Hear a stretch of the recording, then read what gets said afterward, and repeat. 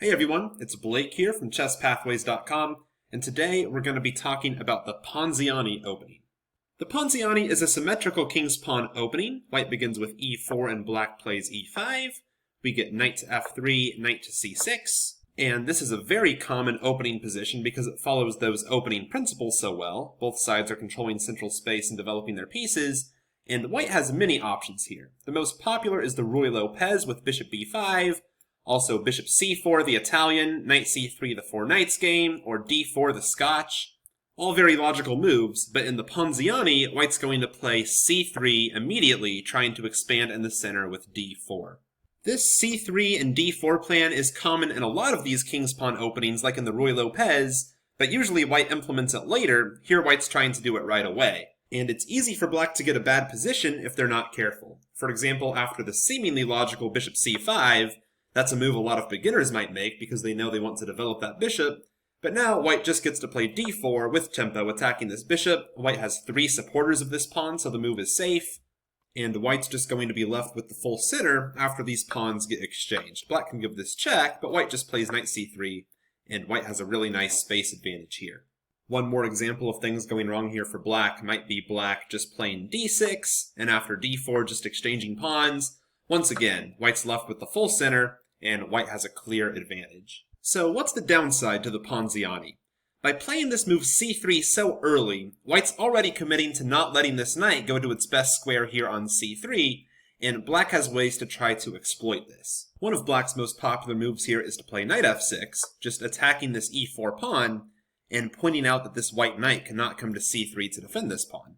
And white actually does not have a convenient way to defend this pawn. For example, if white played d3, now we're left with a position that looks like those really quiet positions from the Italian game, but in those positions this bishop is on c4. So if you want to play this pawn structure right here, why not play bishop c4 first, and then you can always play d3 and c3 later.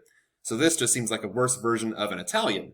And other attempts here to defend the pawn seem clearly not good. For example, queen e2, that defends the pawn, but it also blocks in this bishop. That doesn't look like a great idea in the opening.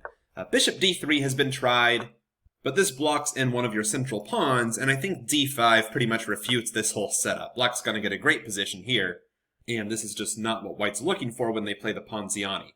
So after knight f6 here, white really needs to continue with their plan and just play d4, not worrying about this e-pawn because white's counterattacking black's e5 pawn.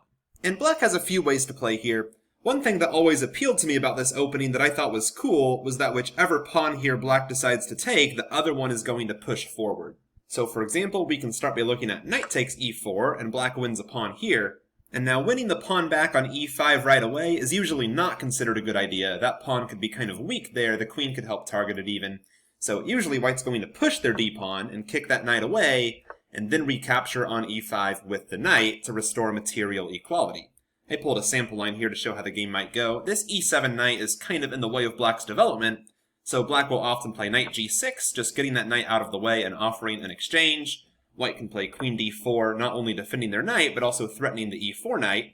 But now queen f6 can be played, and there's going to be some simplifications here. White's taking that knight on e4, black gets to take the knight on e5, and after we go to this endgame, the position is considered fairly equal. White can play knight a3 here, finding an alternative square for that knight since c3 is not available, but black can just play a6, keeping that knight out of the b5 square, and now white's just going to castle. And neither player really has anything to fear here. It's all going to come down to each player's positional and endgame skills to decide this game. So going back here to move 4, that was a sample line after knight takes e4 and d5. Now let's go ahead and look at e takes d4. And again, white should not take the pawn back right away, because if white takes back on d4, then black's just going to take the e4 pawn, and black's going to be a pawn up. So instead, white should push forward with e5 before taking this pawn back. Now, some players here with black have tried to throw in this move d takes c3 with the rationale that if white tries to win a piece, then black's going to get 3 pawns for it. After taking here on b2, bishop takes b2, and then taking back here on f6. But despite material being equal here by point count, this is a terrible idea for black. I mean, look at these doubled pawns, look at white's really active development here. You don't want to be down the piece in a position like this. Your doubled pawns here are not good enough compensation for being down a piece. So instead, going back here after e5, black just has to save that knight and play knight to d5, keeping it there in the center. And now white gets to take their pawn back, c takes d4. Now black plays bishop b4 check usually. And this kind of situation is known from a couple different openings. You might recognize this kind of position from an Alap in Sicilian, for example, with white having the pawns on d4 and e5, and black's knight being on d5. And despite white's space advantage, black's going to be able to chip away at white's center after playing d6 and creating some pawn tension there, and this knight has a nice outpost here on the d5 square. So let's look at how the game can go. If white plays bishop d2, which is probably their most logical move, they can't really come to the c3 square because black has two attackers there, and white only has one defender. So instead, after bishop d2, black gets to exchange off some pieces and play d6 like I just talked about. If white plays knight c3, black can take on e5, and if white takes back, now this knight's under attack. And black could consider playing something like bishop e6 here, just defending this knight, but black's most popular option is just to exchange here on c3. White usually takes back with the queen, otherwise they're going to get these isolated pawns if they take with the b pawn. And after queen takes c3, queen d5, black's absolutely fine here. They're going to be able to finish up their development comfortably, and they could even try to target this e5 pawn in some lines.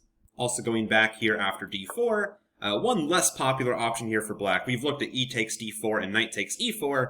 Black can also just play d6 to defend this pawn. Sorry, black can play d6. And this is reasonable, but it's considered a little bit more passive, and now white can just defend their e-pawn with bishop to d3 and really solidify this space advantage they have here in the center. One continuation might be g6, black's just trying to fianchetto that bishop where it can influence the center a little bit more. But after castle, bishop g7, white could play h3 here. This idea is well known from a lot of different openings where white has a space advantage, they're just trying to deny the g4 square to the black pieces. And I would probably consider white a bit better in this position. That's why black usually won't play this, and they'll go for either e takes d4 or knight takes e4, and we saw that black is completely fine in both of those lines. So going back here to the starting position of the Ponziani, we've covered knight f6, counterattacking this e4 pawn. Black's other main move is to play d5, and this also exploits the placement of this c3 pawn. Because often white could exchange here, and if the queen came to the center, that queen could be kicked around with knight c3, but here, of course, that knight c3 option does not exist. So white usually will not take here on d5 and centralize that queen. White's main move here is the tricky queen to a4, and it looks strange to develop your queen that early, but white is pinning this knight here to the king and threatening knight takes e5. That's the idea. And this can actually be tricky for black to deal with if they don't know what to play here in this position. For example, reinforcing this knight, of course, doesn't work. There's still knight takes e5. If black were to take on e4, then knight takes e5 comes. This position is considered quite good for white because of the pressure here on the c6 square, which could be intensified with bishop b5. So this is not really what black wants. After queen a4, black could play bishop d7 to break this pin, but that also disconnects the queen from the d-pawn, and now white gets to win a pawn. Now it just so happens that black can actually get some compensation for this pawn, so some players will knowingly go for this. Black could play knight to d4, attacking the queen here and threatening possibly knight c2, depending on where this queen goes.